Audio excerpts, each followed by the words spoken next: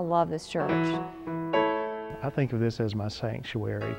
It's a place where I go when I know that I'm close to God. Oh, I love this church. I'm proud of it.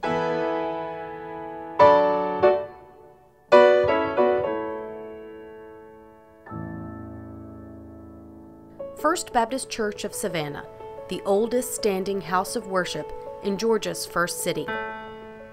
This stately column structure has been a guidepost at the corner of Chippewa Square for more than 175 years. I was baptized into this church in 1935. I am the fourth generation of my family in the church. I remember the first time I walked in it, and I thought, you know, this is magnificent, and it just makes you feel reverent, I think, when you go in. The church is historically significant to Baptists in the South. Many Baptist leaders and missionaries have spoken here. Many important religious organizations have met in this very space. But that's not what makes it holy ground. I think maybe the most important thing about this room is the way in which people have experienced God here.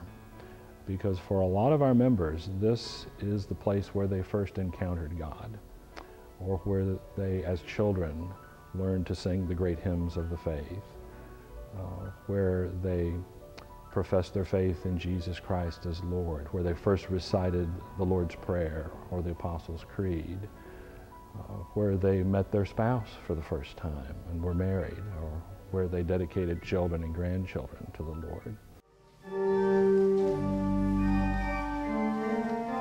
This church has been a beacon of light in its community during good times and during dark times. Our light has shone during earthquakes, outbreaks, fires, hurricanes, even wars. When other churches here in Savannah were being closed or turned into hospitals or stables, or their clergy had left the city, First Baptist Church remained open, and we were at worship here in this room every Sunday of the Civil War. Today, to any bystander in Chippewa Square, the challenge we currently face is not apparent, but it is no less real. Almost 2 years ago, a crack was discovered in the ceiling above the balcony, a crack that was an indicator of a much larger problem.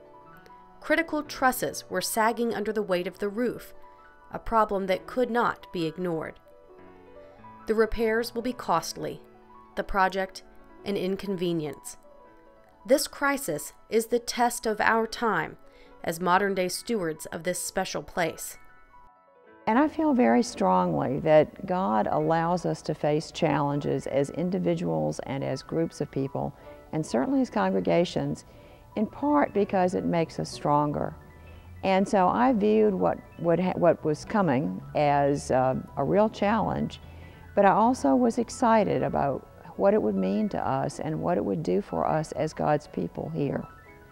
It would be just letting your own home go to rack and ruin if you didn't keep it up. But I think we should do whatever's necessary to get it done. This congregation is my church family, and this is our home. And you need to take care of your home. And it's also the house of God. So these are responsibilities that we really need to take care of. We have to keep the house up. We have to maintain it so it is a headquarters, so to speak. And it's a place where we can gather and thank the Lord for all the good things that have happened to us in the past and hopefully in the future. We would still be the First Baptist Church of Savannah if we met in a storefront somewhere on the south side of Savannah. But this building is a legacy. It's borne witness for so many years here in the heart of Savannah. And it will be up to the current congregation of First Baptist Savannah to preserve that legacy for the future. I believe that we will look back upon this as and think of ourselves as a church that did come together to answer this call. We certainly didn't want to receive this call, but it is what it is, and we stepped up and and did our share. This congregation historically has been at its best when it's challenged. And this is going to be the challenge of our times. I thoroughly believe, will rise to the occasion. This will really only be a success as every family in this church steps up and does their part. We certainly don't expect everyone in the church to make the same financial commitment to this campaign, but we hope that the gifts will demonstrate an equal sense of sacrifice on the part of people. Families making the adjustments to their lifestyles, making sacrifices in order to give something to this campaign, because it will take all of us working together to achieve our goals. And we will succeed, because we have to succeed. We must preserve this great space for ourselves, in honor of those who came before, for future generations, and because this is God's house.